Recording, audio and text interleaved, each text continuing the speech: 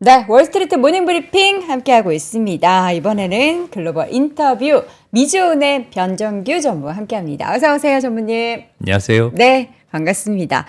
전무님 카메라 온만 딱 들어오시면은 표정을 딱 바꾸시네요. 되게 해맑게 이렇게 하시다가. 자, 오늘 주제가 환율 상황이 많이 달라졌다라는 건데 어떻게 달라졌을까요? 그러니까 그동안 뭐 달러 그리고 엔화 움직임 계속 우리가 체크를 했는데 이게 이제 반대가 되는 거예요? 글쎄요, 모든 사람들이 이렇게 생각하겠죠. 왜? 지금 글로벌 금융 상황이 변했다. 달러 가치가 상승했다. 제가 이렇게 말씀을 드리면, 왜냐하면 지금 연준의 기준금리 인하 기대감이 또 높아졌잖아요. 사실은. 그 디스인플레이션으로 접어들었기 때문에. 그런데 왜 달러 가치가 상승했지? 그리고 왜 금융 상황이 변했지? 이런 생각을 많이 하시잖아요. 또 최근에 계속 환율은 1,300원대 후반이었는데 왜 갑자기 달러 강세냐, 바뀌었냐? 네. 아닙니다. 왜냐하면 지금은 이전까지는 달러 강세가 주춤했었어요. 우리가 그 환율은 올랐지만 맞아요. 달러 자체의 가치는 그렇게 높지는 않았습니다. 그러니까 달러 인덱스 보면은 크게 네. 변화가 없었어요. 맞습니다. 그 달러 자체의 가치는 그렇게 오른 건 아니었어요. 근데 이제는 최근에는 달러 강세가 나타났습니다. 네. 그래서 진정하게 이제는 어떠한 변화의 트렌드가 나타났기 때문에 원화, 그다음에 엔화 좀 긴장해야 돼요. 더 긴장해야 되는군요. 네, 좀 긴장해야 돼요, 이제는. 그래서 왜냐하면 이거는 이 외부 요인이기 때문에 네. 굉장히 조심을 해야 되고 이번 상승은 이전 상승과는 조금 성격이 다르기 때문에 이번에는 좀 1,400원을 돌파할 수도 있는 그런 우려가 있기 때문에 네. 가능성이 있기 때문에 조심해야겠다 이렇게 말씀을 드립니다. 추가적인 달러 강세가 일어날 것이다. 그러니까 지금 최근에 달러 원 환율 기준으로 해서 1,300원 넘을 때는 오히려 달러는 가만히 있었는데 다른 외부적인 요인들이 달러 환율을 끌어올렸는데 이제는 달러가 주춤했던 달러가 다시금 강세로 더 올라갈 것이다.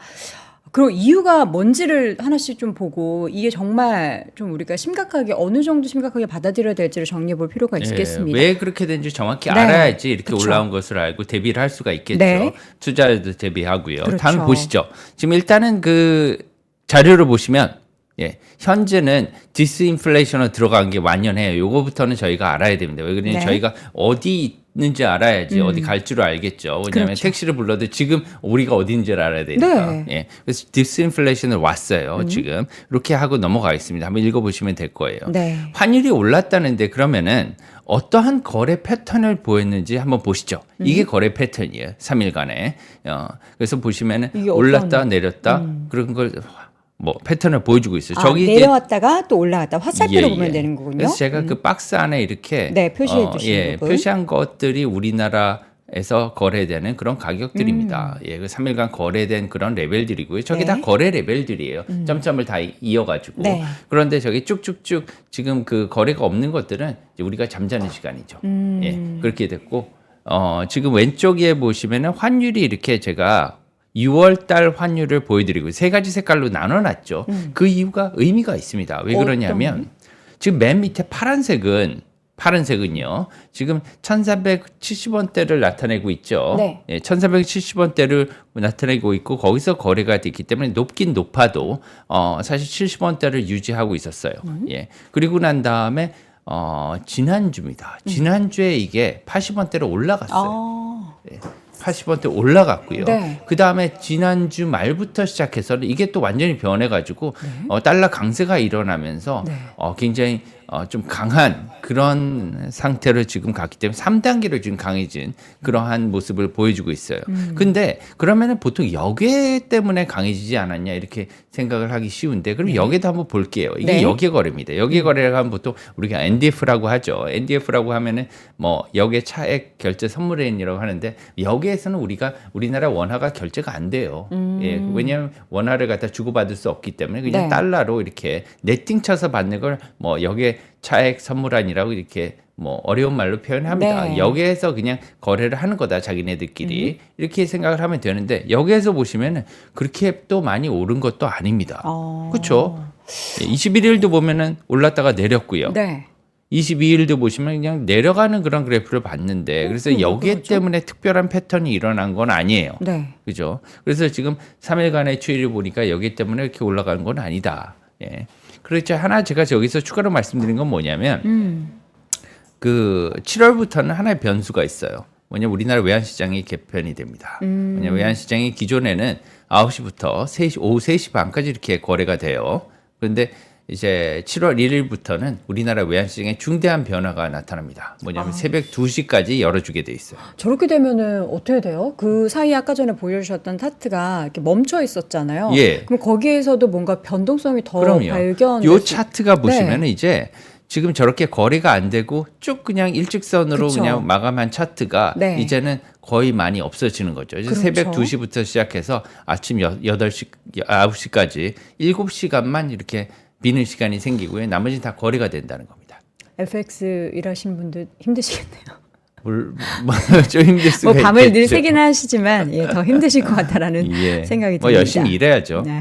네. 예. 어이구, 예. 우리 다음 보시면 부장님, 네. 예. 일해야지 뭐도 생깁니다. 이제. 그렇죠. 예. 성장도 생기고요. 네. 예. 다음 보시면은 제가 이걸 이제 보여드린 건 뭐냐면은 지금 이제 외환 시장이 어떠한 그런 모멘텀이 챙겼느냐를 보자는 거예요. 네. 그래서 지금 이전에는 저렇게 보시면 저 그 4월 1일부터 시작해서 지금 최근까지의 그래프인데요. 달러 인덱스가요. 4월 1일 보시면은 105선이었어요. 105선. 그리고 6월 달 들어와서도 지금 104선에서 105선을 이렇게 밑돌았거든요. 왔다 갔다 했는데 큰 차이가 없었단 말이에요. 네, 그런데 달러 우리나라 인덱스죠. 환율은 올랐어요. 그러니까. 예. 그때 이제 지난번에도 한번 말씀해 주셨는데 그러면 달러 인덱스 같은 게 변화가 없었는데 달러 원 환율이 계속해서 올랐던 가장 큰 요인이 뭐였을까요? 시장 금리 차이죠. 시장의 금리 차이. 차이입니다. 제가 아예 가서 그냥 하나 보여드릴게요. 네. 지금 보시면 맨 마지막 그림이긴 한데 네. 이거부터 보시죠. 이제 시장 금리가 굉장히 중요합니다. 왜냐하면 한국의 금리보다 미국의 금리가 기준금리로 말씀드리면 네네. 2% 차이가 나는 거죠. 그쵸. 역전돼 있잖아요. 네. 근데 그거보다 더 중요한 게 뭐냐면 시장 금리다. 시장 금리. 시장에서 거래되는 금리는 사실은 미국 국채 금리와 한국 국채 금리를 기반으로 해서 무이형 금리죠. 기반으로 해서 만들어져요. 거기 가상 금리를 더해서. 네. 예. 그런데 시장 금리 차가 우리한테는 그래서 더 중요한 거죠. 근데 시장 금리 차 이렇게 보시면 작년 1년간의 그래프입니다. 저게. 작년 6월, 2023년 6월과 지금 2024년 6월 비교해 보시면 엄청나게 많이 벌어졌죠. 네. 예. 그래서 빨간색이 우리나라고 파란색이 미국입니다. 네, 맞습니다. 그래서 그런데 또 웃긴 거는 뭐냐면 재미있는 거는 지금 최근에 미국의 국채 가격이 떨어졌어요. 네. 수익률이. 자, 그래서 지난 시간에 미국 국채 수익률은 피크를 쳤다. 왜냐하면 경기가 지금 바뀌었기 때문에 네. 디스인플레이션을 그렇게 말씀을 드렸는데 계속 떨어지고 있잖아요. 근데 문제는 뭐냐면 한국의 국채 수익률도 같이 떨어지고 있습니다. 오히려 만만찮게 떨어져요. 약간 더 떨어진 감도 있습니다. 네. 저희 보시면. 예. 그래서 거의 1%포인트 이상으로 이렇게 벌어져 가고 있는 그런 상태예요. 그래서 쭉 이렇게 벌어지는 그 갭이 커졌잖아요, 지금. 그쵸. 그래서 올해 초부터 시작해서 이렇게 갭이 커졌기 때문에 4월 달부터 시작해서 우리 환율이 이렇게 오른 것으로 볼 수가 있어요. 근데 다시 돌아가서 보면 저희가 네. 자, 보시면 네. 최근에 보시면 이렇게 환율 인덱스가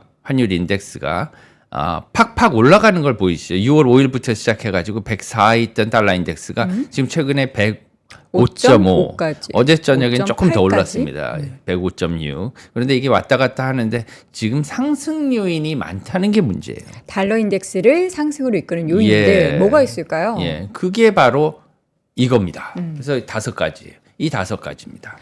유로화가 가장 중요해요. 유로화가 약세를 면치 못하고 있다. 유로화가 약세로 돌아선 부분이 달러의 상승을 야기시키고 있다. 예, 어느 정도 일정 부분 그 올해 초까지 유로화가 뭐 견조한 추세를 보이면서 네. 예, 달러 유로당 1.09까지 이렇게 올라가는 그런 어떻게 보면은 견조한 추세를 보여줬단 말이죠. 근데 이런 것들이 앞으로는 조금 약할 수 있다 이렇게 보입니다. 그건 네. 추가로 우리가 디테일하게 자세하게 알아보겠지만 그게 가장 큰 요인이고요. 두 번째는 엔화 또한 약세로 돌아선 지가 오래됐지만 이제 완연하게 또 약세로 다시 돌았었어요. 왜냐하면은 올 초에 일본이 마이너스 금리를 폐기를 했지 않습니까? 네. 폐기를 하고 금리를 올리고요. 그 다음에 여러 가지 조치들을 취하고 있는데 그래서 여러 가지 어떻게 보면 긍정적인 그런 엔화 약세를 두드릴 수 있는 긍정적인 모멘텀이 시작됐다 이렇게 봤는데 네. 이제 미국의 기준금리 인하가 좀 늦어지고 횟수도 적어진다고 그러죠. 그리고 엔화의 강세가 크게 많이 올라갈 것 같지도 않으니까 약세로 바로 또 되돌아섰어요. 예, 그래서 달러당 160엔을 위협을 하고 있는 거죠. 세 번째는 위안화 약세입니다. 네. 그동안의 위안화는 달러당 7위안에서 계속 거래가 되고 있었지만 최근에는 7.2위안을 넘어서면서 이렇게 더 빠르게 약해지는 모습을 보여요. 가장 문제점은 뭐냐면 중국 당국이 이걸 용인을 하고 있다. 네. 예. 네 번째는 이거는 우리 자체적인 내부 이슈인데요. 한국은행 기준금리 인하에 기대감이 너무 많이 상승돼 있다는 거예요. 이게 반영되는 거예요. 우리나라 국채에. 그래서 국채금리가 아까 수익률이 떨어지는 거죠. 네. 예. 그리고 마지막은 아까 제가 방금 전에 보여드린 차트죠. 한미 간의 시장금리 격차, 국채금리 역전폭이 계속 늘어나고 있다는, 유지되고 있거나 뭐 늘어나고 있는 그런 문제는 이거는 다 어떻게 보면 굉장히 하나 다 중요한 이슈들이거든요. 네. 굉장히 큰 어떻게 보면 중량급의 이슈들인데 이런 것들이 한꺼번에 우리나라에 지금 닥치고 있는 거죠. 게다가 여기에 대해서 한국은행 기준금리 인하에 대한 기대감이 올라가니까 시장은 우려할 수밖에 없습니다. 네. 보시죠. 그러면 원인들을 하나씩 분석을 해보도록 하겠습니다. 네. 유로와 약세 내용부터 좀 확인을 예. 해볼까요? 네, 보시면은 6월 달부터 시작해서 그래프가 꺾이는 패턴을 보실 수가 있어요. 6월 초부터 부터 시작해서 달러당 1.09에서 이렇게 뚝 떨어지고 있죠. 네. 그래서 1.07이면 그렇게 뭐 아주 달러 강세를 많이 부채질할 수 있는 그런 요인은 아직까지는 아니지만 네. 문제는 이런 추세가 있고요. 향후에 조금 암울하다는 겁니다. 네. 왜냐하면은 지금 최근에 22의 기준금리 인하가 있었어요. 22는 기준금리가 3개가 있습니다. 사실은 3대 금리가 있어요. 그래요? 예, 3대 금리가 있어요. 이거 뭐 어떤 게 기준금리다 이렇게 딱 정해 놓은 건 그럼 없습니다. 이번에 낮춘 금리는 뭐예요? 3개 다 낮췄어요. 3개 다 낮췄다. 예, 왜냐하면은 리파이낸싱 금리라 그래가지고 네. 이게 기준금리예요 사실상. 요거를 4.5%에서 4.25%로 낮췄고요. 네. 그래서 EU 유로 중앙은행의 기준금리라고 하면 리파이낸싱 금리라고 보시면 돼요. 네. 이게 4.25%로 낮추고 이게 중간에 있는 금리입니다. 제일 높은 게 뭐냐면은 은행도 이제 중앙은행 가서 돈 빌리잖아요. 그렇죠. 예, 20에 가서 돈 빌릴 때 그것 한계 대출금리라고 하는데 이게 4.75에서 이것도 똑같이 25bp 4.5%로 이렇게 하락을 했고요. 예금도 할 수 있잖아요. 은행들이 예금합니다. 그죠? 그쵸. 예, 지준율도 있고 한데 유로는 조금 여기 성격이 다르긴 하지만 예금 금리를 줘요. 이게 4%에서 3.75% 이것도 25bp 내렸어요. 네. 문제는 뭐냐면 최근에 우리가 예측하지 못했던 이러한 이슈들이 나타나고 있다. 어떤 거요? 유럽의 정치 변화가 일어나고. 정치적 변화가 네, 유럽의 총선에서 극우파가 약진을 했죠. 예. 게다가 프랑스 총선 이번에 있었지 않습니까? 네. 그래서 뭐 뉴스 보시면 해외 뉴스 보시면 계속해서 프랑스 상황을 지금 보도를 하고 있는데요. 마크롱의 그 지가 조금 위험하지 않나 이런 여러 가지 보면서 국민연합 승리를 갖다가 굉장히 대서특필하고 있는 이러한 추세를 볼 수가 있습니다. 네. 그래서 경기가 악화돼서 그렇죠. 경제가 악화돼서 그렇습니다. 못 사니까 이런 게 나타나는 네, 거예요. 네. 예. 예전에 프랑스 혁명 때도 왜 장발장이 빵을 훔쳤느냐 하면 국민들이 먹고 살지 못하니까 예, 그런 거지 않습니까? 그래서 경기가 안 좋으면 물가가 오르면 굉장히 무서운 거예요. 네. 예. 그래서 유럽의 경기가 많이 악화가 되고 있고요. 올해 특히나 그 유럽 경제에 어떻게 보면 척추라고 할 수 있는 이 독일 경제의 그 경제 성장률이 0.1% 거의 성장하지 않는 걸로 이렇게 전망이 되고 있어요. 네. 예. 그렇기 때문에 유럽에 있어서 독일의 존재는 절대적인 거죠. 근데 독일의 경제 성장률이 거의 뭐 플랫하거나 0.1%로 이렇게 예상이 되고 있기 때문에 이것은 유럽 경제에 장기적으로 안 좋다. 그쵸. 그래서 뭐 왼쪽의 그래프를 보면 상당히 오묘하죠. 재밌죠. 이거 제가 만든 거 아닙니다. 예. 딱 반대예요. 딱 반대죠. 보시기에. 네, 제가 유로와 이것들을 달러가. 보여드린 이유는 뭐냐면 네. 유로화 지금 그 빨간색이 유로 환율이고요. 대달러. 그리고 네. 달러 인덱스가 지금 파란색입니다. 네, 네. 두 개가 반대인 이유는 뭐냐면 달러 인덱스의 구성 그 가중치에서 유로화가 차지하는 비중이 57.6%입니다. 굉장히 예, 높군요. 반 이상이에요. 네. 옛날에 여러 가지 통화를 다 통합했기 때문에 그렇기 때문에 사실상 우리 글로벌 외환 시장에서 달러의 상대 통화는 유로화다 이렇게 보셔도 무방하다는 거예요. 그런데 유로화가 이렇게 상대 통화라는 건 뭐냐면 최근에 제가 아까 유로화가 이번에 달러 강세를 유발한 가장 큰 요인이다 이렇게 말씀드렸던 건 뭐냐면 네. 이렇게 직접적인 관련성이 있다는 거죠. 그렇기 때문에 달리 이것을 해석을 하면 최근에 유로화 약세가 달러 강세를 촉발한 직접적인 원인이라는 거예요. 앞으로는 그러면 유로화가 어떻게 될지가 중요할 텐데. 굉장히 중요하죠. 어떻게 그래서 될까요? 사람들은 유로화, 달러화만 보고요. 엔화만 보고 위안화만 보고 유로화는 저 먼 나라 가기도 어려요. 비행기 값도 신경 잘 안 그죠, 쓰잖아요. 여행 비싸. 갈 때만 신경 쓰지. 그죠. 네. 여행 갈 땐 좋아하죠. 유로가 조금 더 싸면. 그런데 네. 유로화는 이만큼 우리한테 중요한 거예요. 그러게요. 유로화가 강해지면 원화도 강해지는 거예요. 왜냐하면 달러화의 약세 요인이 되니까. 네. 예, 그래서 우리와 유로화는 같은 방향입니다. 그럼 향후 지금 유로화 전망을 보면은 추가적인 유로화 약세가 약세가 있을 수가 있어요. 거라고 아까 그런 보시는군요. 요인들 때문에 지금 굉장히 그 유로화 약세 요인들이 생길 수 있고요. 네. 그리고 지금 독일 정부는 중국과 자동차 무역을 담판 중이지 않습니까? 지금 이것들이 잘 안 이루어지고 있어요. 여러 가지 지금 미국의 대서방 뭐 예를 들면은 문제도 있고 해서 네. 그런데 유로화는 특히나 또 9월 달에 경기가 안 좋으니까요. 금리를 또 내려야 돼요. 그렇기 때문에 9월 달에 추가 금리 인하가 예정이 돼 있습니다. 네. 금리 인하를 하게 되면 통화는 약해져요. 예. 게다가 그뿐만이 아니라 금리를 갖다 낮춰야지 뭐 경제가 살아나니까 완화적인 정책으로 틀어야 되고 또 하나는 뭐냐면 이렇게 이런다고 해서 경기가 살아날 수 있는 그런 모멘텀이 지금 크게 보이지도 않아요. 네. 예. 그래서 이런 거예요.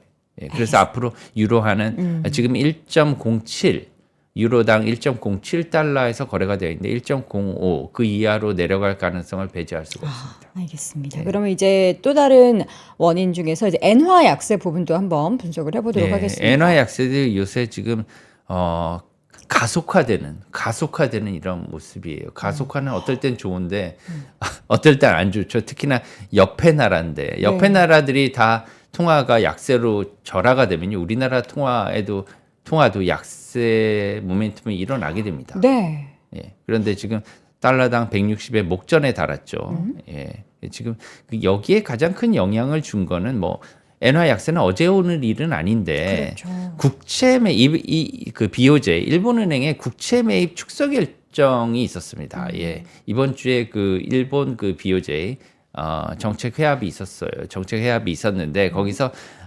일본의 국채 매입을 조금 줄이자 이렇게 결정을 했습니다. 근데 사람들은 시장은 매입의 축소 규모라든가 바로 시행한다든가 이런 것들을 기대하고 있었다는 거죠. 너무나 좀 느리다. 그리고 신중하다. 그리고 우리가 원하는 만큼의 그런 빠른 결정이 일어나고 있지 않다. 실망하는 거죠. 그래서 엔화를 매도를 했어요. 네. 시장에서. 그렇기 때문에 이렇게 많이 올라간 겁니다. 환율이. 게다가 지금 뭐냐면은 BOJ 같은 경우에는 원래는 7월 달에 기준금리 인하 얘기도 있었지만 가장 유력한 건 10월이었거든요. 네. 기준금리 인상. 죄송합니다. 기준금리 인상을 10월 달에 한 15베이시스 포인트, 0.15% 포인트 정도 할 것이다 이렇게 예상을 하고 있었는데 이게 좀 앞당겨질 수도 있다 이렇게 생각이 들어요. 네. 그래서 엔화 약세는 지금 당장 크게 멈출 수 있는 것 같지는 않고요. 기준금리 인상으로 대응을 할 것으로 이렇게 보입니다.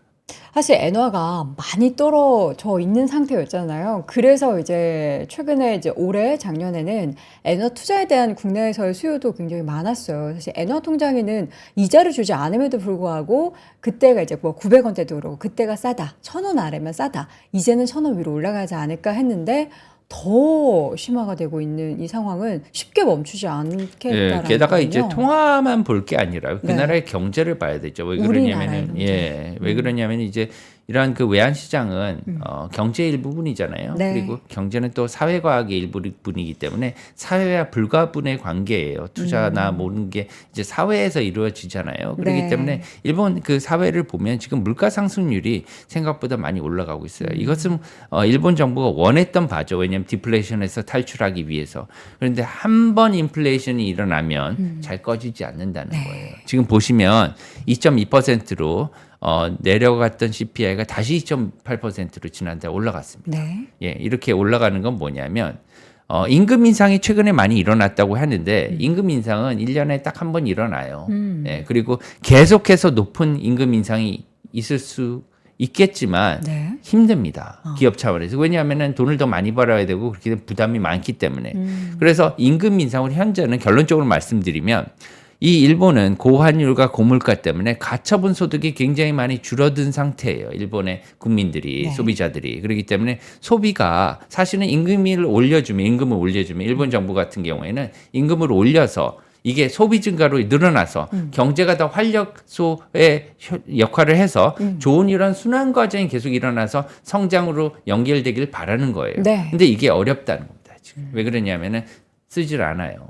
너무 부담스러운 거죠. 예, 실질 소득이 많이 줄었잖아요. 네. 가처분 소득이 줄었습니다. 예, 그리고 지금 보시면은 JGB 일본 국채 10년물 같은 경우는 예전에 1%로 상한을 이렇게 해놨었는데 지금 보시면 1%를 이제 그 돌파하는 이런 모습을 보일 수가 있습니다. 네. 일본 BOJ가 JGB를 엄청 많이 갖고 있어요. 지금 보시면 전체 발행액의 약 55%를 갖고 있다고 그러는데 엄청나게 많이 갖고 있고 이것을 덜어내려는 건 뭐냐면 덜어내면은요 일본 그 BOJ가 일본 국채를 못 사주는 거 아니에요. 네. 안 사주게 되면은 금리가 올라가게 되겠죠.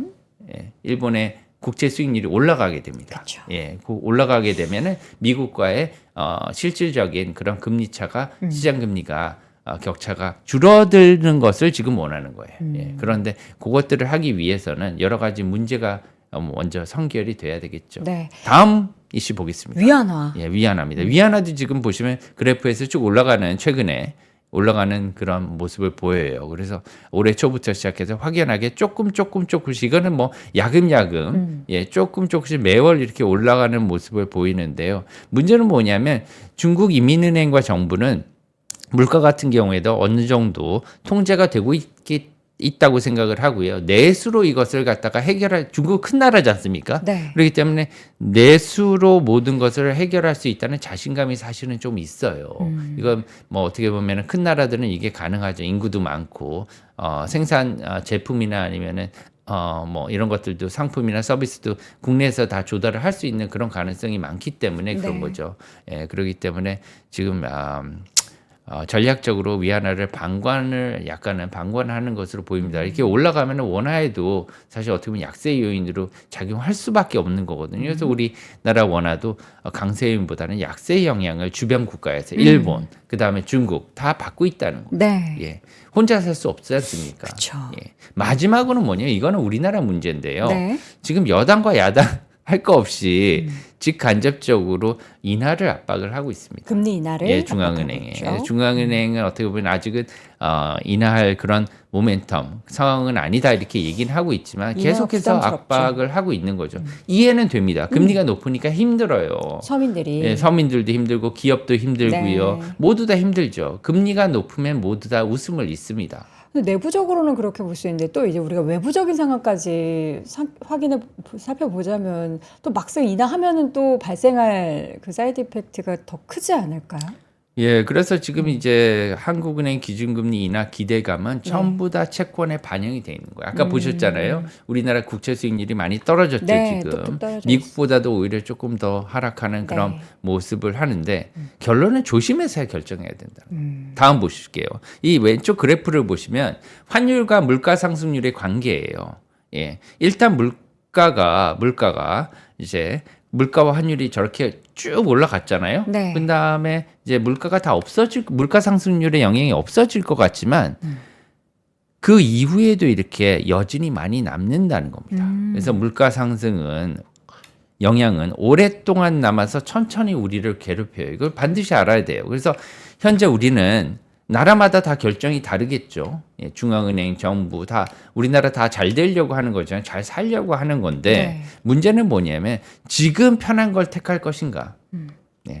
앞으로 어떻게 보면은 미래에 조금 더 이 근본적인 이슈들을 갖다가 정리하고 갈 것인가? 왜냐하면 지금 PF 문제도 있고요. 네. 어려워요. 그렇지만 PF 문제를 갖다가 해결을 해야 되는데 부동산 문제도 해결을 해야 되는데 여기서 금리를 급격하게 낮추면 여러 가지 또 그런 문제가 다시 재발할 가능성도 있습니다. 그렇죠. 그래서 지금은 고통스럽지만 미래 고통을 덜 것인가? 아니면 지금 빨리 눈앞의 괴로움을 조기 인하를 해서 내릴 것인가? 이것은 뭐 어떻게 보면은 어려운 문제예요.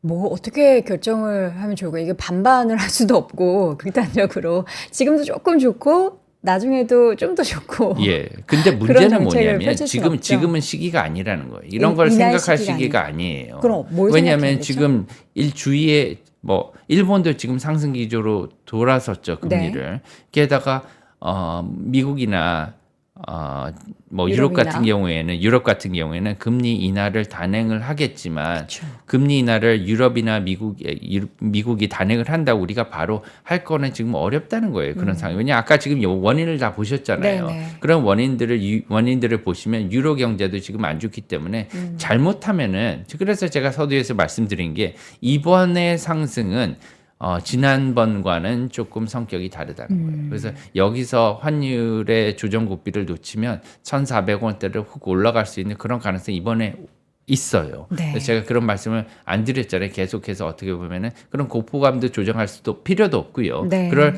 어떻게 보면은 우리끼리 이것을 조율할 수 있는 그런 입장이었는데 지금은 외적인 요소가 너무 강합니다.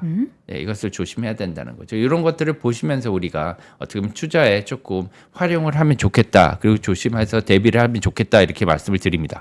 전문님 그러면은 이제 지금 요인들 뭐 위안화, 유로화, 엔화 이런 약세 부분이 쉽게 해결될 부분도 아니고 우리나라 미국 간의 금리의 격차가 또 쉽게 해소될 부분이 아니에요. 그러면 추가적으로 달러의 강세가 나타나게 된다면 이게 이제 결국에는 국내 증시에는 어떤 부분에 가장 좀 악재라고 보세요?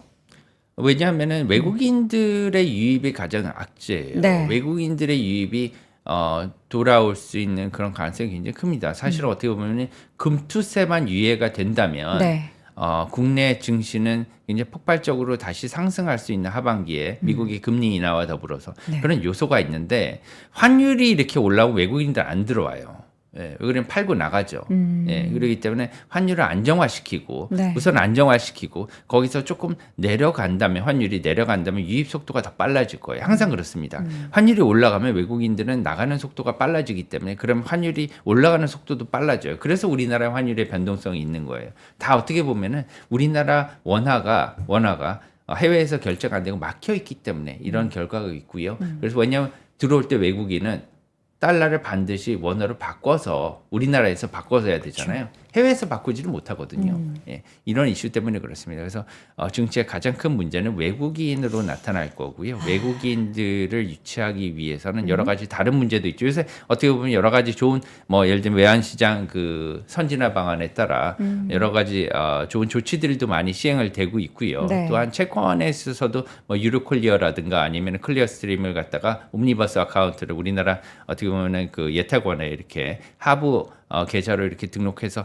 외국인들이 바로 거래할 수 있는 우리나라 국채를 살 수 있는 그러한 조치들을 시행을 이제 할 계획인데 이거를 여기에 찬물을 끼얹어서는 안 되죠. 이제 예, 그래서 환율이 계속 올라가면 외국인들의 그 유입 속도가 줄어들 거기 때문에 이것을 전환시키는 어떻게 보면 환율을 좀 안정시키는 그런 조치가 필요하다. 그러면은 주시장에 반드시 호재가 될 것이다 이렇게 말씀드립니다. 근데 환율을 안정시킬 만한 조치가 우리나라에서 지금 당장 할 수 있는 아까 말씀드린 5개 요인이요. 네. 반대로 가면은 근데 내려갑니다. 그게 또 하루아침에 또 완전 기조가 달라지기에는 우리나라 어렵지 않을까요? 기준금리만 어떻게 보면은 유지를 하면 유지해도 인하하지 말고. 왜냐하면 우리나라 기준금리를 유지를 하면 아까 보셨잖아요. 이 지금 시장금리 차 네. 이것이 줄어들어야 돼요. 시장금리 차가 줄어들어야지 네. 반드시 우리나라 시장금리 차가 줄어들어야지 이게 환율이 가장 큰 요인이 이겁니다. 국내적으로는. 예, 그래서 우리가 조절할 수 있는 건 이거죠.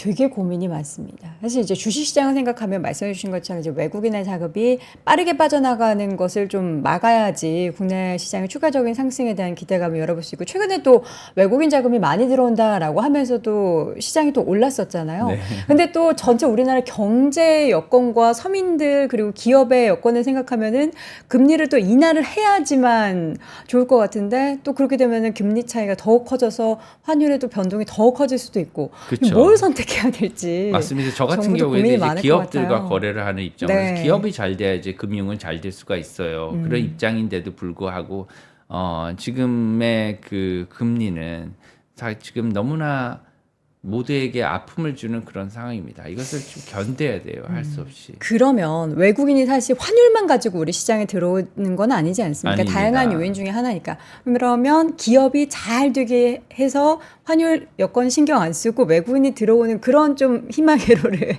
지금 반도체라든가 AI 네. 지금 열풍이 불고 있잖아요. 그렇죠. 이게 어떻게 보면은 뭐 일각에서는 뭐 한계점에 왔다 이렇게 얘기를 하지만 이건 새로운 어떻게 보면은 발견이고 네. 앞으로의 미래에 대한 투자이기 때문에 이런 경우에는 쉽게 꺾이지가 않아요. 예, 그렇기 때문에 하반기에 반도체라든가 이러한 그 모멘텀은 계속 간다고 본다면 네. 지금 우리나라의 어떻게 그 반도체라든가 뭐 기계라든가 여러 가지 그 바이오라든가 지금 상당히 어떻게 보면 뭐 업황이 개선되는 그런 뭐 그 초입에 있다 네. 이렇게 생각을 하는데, 이렇게 된다면 외국인들이 굉장히 관심이 많이 가질 거예요. 그래서 그 해외 증시보다는 우리나라의 증시가 더 오를 수 있는 그런 가능성이 반드시 있다고 봅니다. 그런데 문제는 뭐냐면 이러한 환율이라든가 여러 그 시장에서의 안정 요인이 조금 필요하다 이렇게 말씀드리죠. 그러니까 우리가 지금 최근 시장의 특징이 가장 주요했던 게 수출이라는 테마가 네. 자리를 잡았잖아요.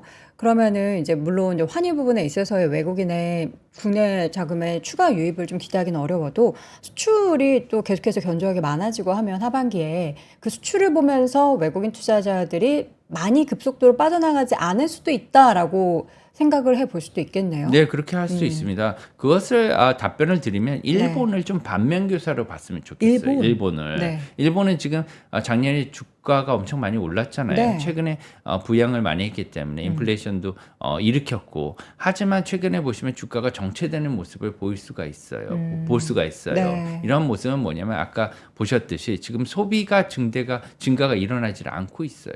그렇기 때문에 계속해서 선순환보다는 조금 악화되는 이런 모습을 보이고 있기 때문에 향후에 있어서 일본은행이 물가, 그 다음에 또 환율이라든가 아니면 성장률을 끌어올리기 위해서 이 여러 가지 요소들을 조합하는데 네. 굉장히 어려울 것이다 이렇게 생각을 해요. 네. 예, 이러한 상황에 우리는 놓이면 안 될 것입니다. 환율 부분에 있어서 최근에 이제 변화가 되고 있는 달러의 강세 움직임이 이전과는 다르다라는 부분들, 그 영향을 미치는 요인과 또 국내 시장에는 어떻게 반영이 될지 자세한 이야기 나눠봤습니다. 오늘 글로벌 인터뷰의 시간, 미지호 은행 변정기 전무 함께했습니다. 고맙습니다. 좋은 하루 되세요. 감사합니다.